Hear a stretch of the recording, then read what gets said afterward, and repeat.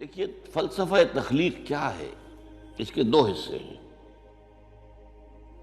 ایک تو یہ کہ اس پوری کائنات کی تخلیق کی کیا علت ہے، کیا غایت ہے، کیا مقصد ہے، کس لیے یہ تخلیق کی اللہ نے۔ اس پر کہیں گفتگو قرآن میں نہیں ہوئی ہے، اور میرے علم کی حد تک کسی صحیح حدیث میں بھی اس موضوع کا ذکر نہیں ہے۔ البتہ ایک حدیث ہے، وہ حدیث جو محدثین کے بڑے کڑے معیار ہے کسی حدیث کو تسلیم کرنے کے ضمن میں، روایت کی شرائط، ان پر تو وہ حدیث پوری نہیں اترتی ہے، لیکن اپنے مفہوم کے اعتبار سے، اپنے اصل مضمون کے اعتبار سے وہ اس درجے اہم ہے اس سے کہ اکثر مفسرین کرام نے، متکلمین حضرات نے، سب نے اس سے تسلیم کیا، کوٹ کیا۔ ویسے یہ بات میں نے اس سے پہلے آپ کو اصولاً ایک مرتبہ بتائی تھی، ہر سچی بات کا ثابت ہو جانا ضروری نہیں ہے۔ اگر کوئی حدیث اس معیار پر پوری نہیں اتری تو اس کا مطلب یہ نہیں کہ جھوٹی ہے۔ اسی لیے ہمارے ہاں دو اصطلاحات علیحدہ ہیں، ضعیف اور موضوع۔ موضوع وہ حدیث ہے جو گھڑی گئی ہے، جس کے بارے میں طے کر لیا محدثین نے کہ اس کی کوئی اثر ہے ہی نہیں، کوئی بنیاد ہے ہی نہیں، کوئی جڑ ہے ہی نہیں، یہ تو گھڑ لی گئی، موضوع وضع کی گئی۔ ظاہر بات ہے کہ اس حدیث کی طرف تو ہمیں دلچسپی ہوگی نہیں، نہ اس سے کوئی عقیدے کا مسئلہ طے ہوگا، نہ عمل کا فیصلہ طے ہوگا کہ کوئی شے حلال یا حرام اس حدیث کی روح سے ہو جائے۔ البتہ دوسری حدیث وہ ہے ضعیف ہے، یعنی ضعیف ہے اس معنی میں کہ اس کی سند پوری نہیں مل رہی۔ اب یہ چیز جو ہے میں بتا رہا ہوں آپ کو کہ یہ تو آپ کو دنیا میں ہمیشہ پیش آئے گا۔ آپ کسی وکیل سے پوچھ لیجئے، کوئی مقدمہ ہو ہی نہیں سکتا جب تک کچھ جھوٹ شامل نہ کیا جائے۔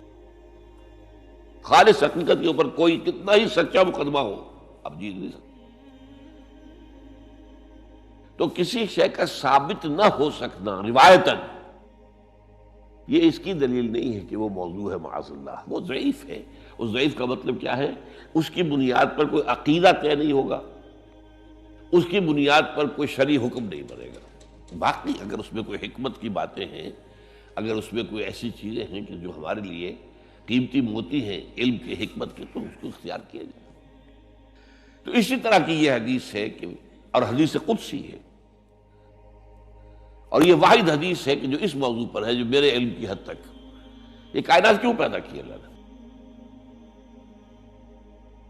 تو حدیث کیا ہے قدسی؟ کنت کنزا مخفیا فاحببت ان اعرف فخلقت الخلق۔ میں ایک چھپا ہوا خزانہ تھا۔ اب آپ دیکھیے، جب کائنات ابھی نہیں بنائی تھی اللہ نے، اللہ تو تھا، ذات باری تعالیٰ میں ساری صفات موجود تھی، قدرت کاملہ موجود تھی، اس کا کوئی ظہور نہیں تھا، اس کا کوئی پہچاننے والا نہیں تھا۔ کنت کنزا مخفیا، کنز خزانہ، چھپا ہوا خزانہ۔ فاحببت ان اعرف، تو میں نے یہ چاہا کہ مجھے پہچانا جائے، مجھے کچھ جو پہچاننے والے تو ہوں۔ فخلقت الخلق، تو میں نے خلق کی تخلیق کی ہے۔ اب اس میں دو پہلو ہو گئے، ایک تو اس خلق کے ذریعے سے مجھے پہچاننا، کائنات کو انسان دیکھتا ہے تبھی تو عظمت منکشف ہوتی ہے اللہ کی، اس کی قدرت خلاقی دیکھیے، اس کی حکمت کا کمال دیکھیے۔ جیسے کہ ابھی سورہ ملک کی میں نے آیت آپ کو سنا، اس کے آگے بات کیا ہے کہ تم ذرا اپنی نگاہیں آسمان میں پھیراؤ، دیکھو کہیں تمہیں ہمارے اس تخلیق میں کوئی خلا نظر آتا ہے۔ پھر دیکھو، پھر دیکھو، تمہاری نگاہیں تھک ہار کر واپس آ جائیں گی، تمہیں کہیں کوئی خلا نظر نہیں آئے گی۔ اتنی کامل تخلیق۔ تو اگر کامل تخلیق ہے تو کامل تو اللہ کی ذات ہوئی نا، جس نے اس کو پیدا کیا۔ ایک تو اس کائنات سے اللہ کو پہچانا جائے، اور ایک کوئی پہچاننے والا بھی تو ہونا، وہ ہے آدم۔ اسی لیے تخلیق کا کمال، نقطہ عروج، کلائمیکس آدم، انسان۔ اس کو عقل دی، اپنی عقل سے دیکھو، پہچانا۔ یہ اصل میں امتحان کا معاملہ ہوا ہے کہ جہاں تک تو ہے تخلیق کلی کا تھا سوال، اس کا تو اس کے سوا کوئی ہمارے پاس کوئی اور جواب ہے ہی نہیں، بس سیدھی سی بات۔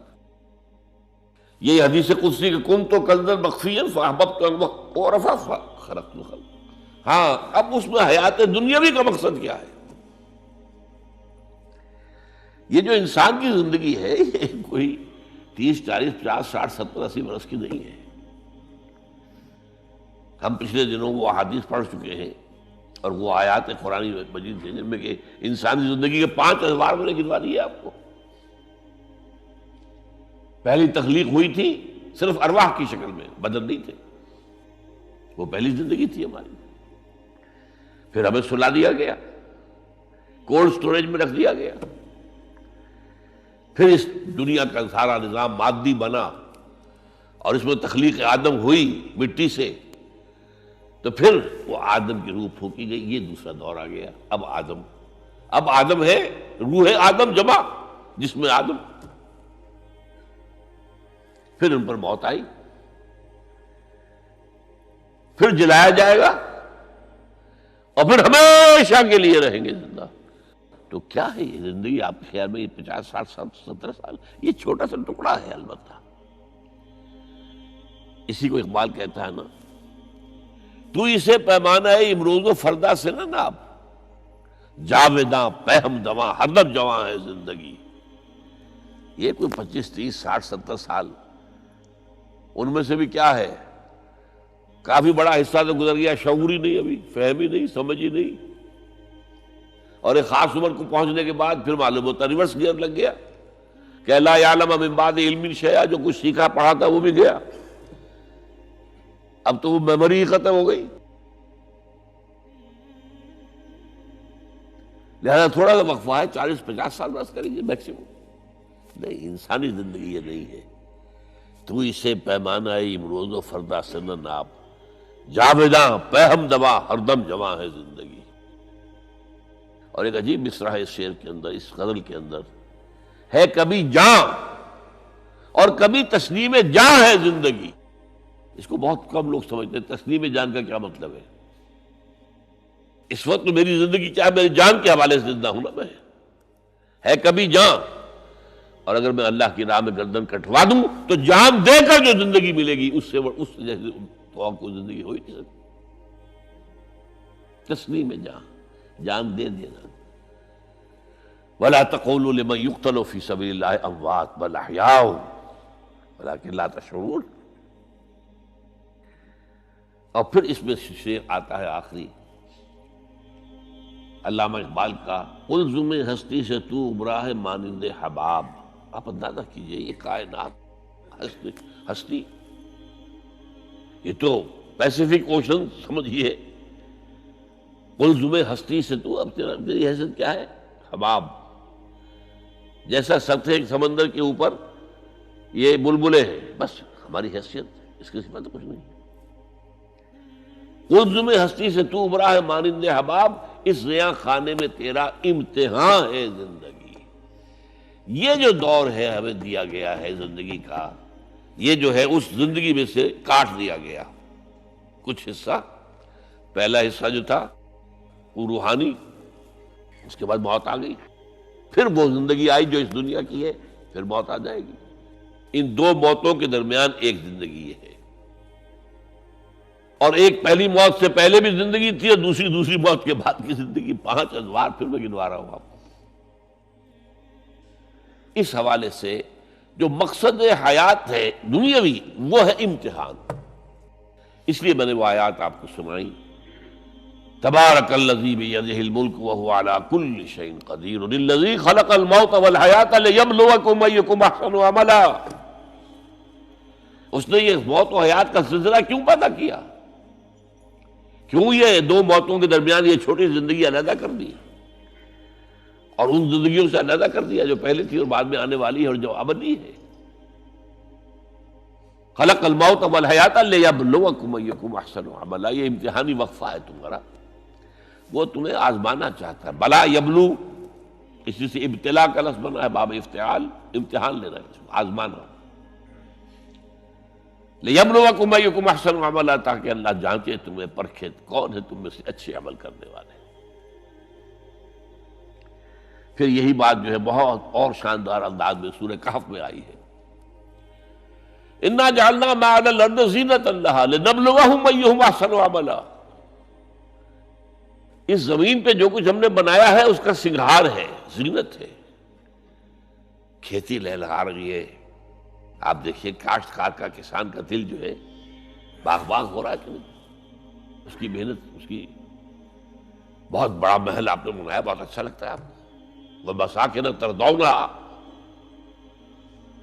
یہ ساری چیزیں زندگی۔ اور آج آپ کو معلوم ہے جتنا جتنا یہ دجالی زمانہ آ رہا ہے ہم پر، اتنی ہی زندگی زیادہ پرکشش، زیادہ اٹریکٹیو۔ امریکہ میں جا کر دیکھیے، آدمی مبہوت ہو جائے گا۔ فرمایا ہم نے اس کو، اس کی آزمائش اور زمائش بنا دیا ہے، لِنَبْلُوَكُمْ أَيُّكُمْ أَحْسَنُ عَمَلًا، ہم تمہارا امتحان لینا چاہتے ہیں کہ اس کے حسن کے گرویدہ ہو کر رہ گئے یا نہیں، ہمارے جلال و جمال سے اپنا تعلق قائم کر کے ہمارے طالب بنے، دنیا کے طالب نہیں بنے۔ یہ